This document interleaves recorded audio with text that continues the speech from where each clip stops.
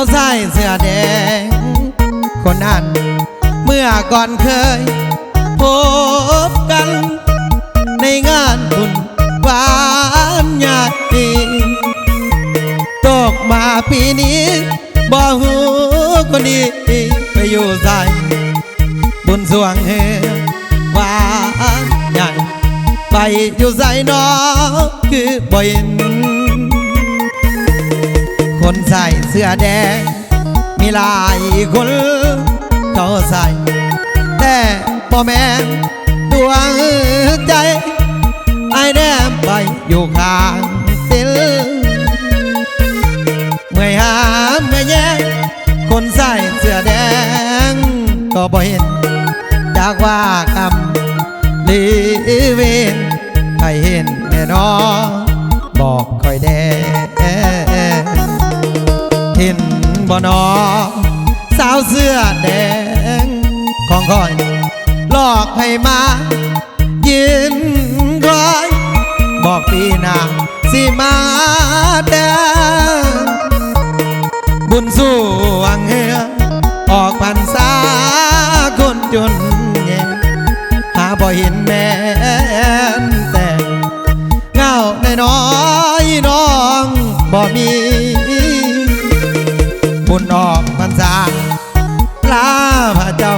เดินบ้านหัวใจปวดเจ้าอยากเห็นหน้าแม่คนดีใส่ว่าสิใส่เสื้อแดงมาบ่ใส่แล้วติหรือยานจึงแม่คน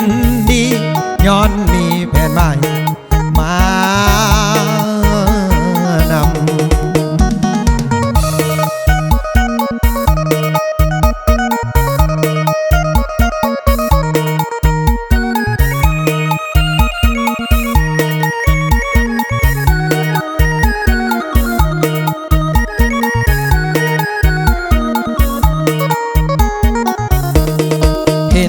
บ่นอ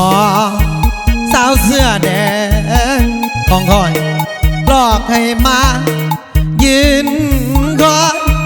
บอกปีหน้าสิมาแดง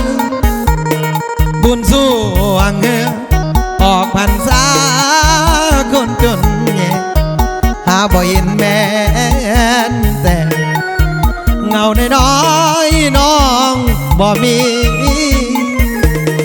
บุญออกพรรษาลาพระเจ้าเดินบ้านหัวใจปวดเจ้าอยากเห็นหน้าแม่คนดี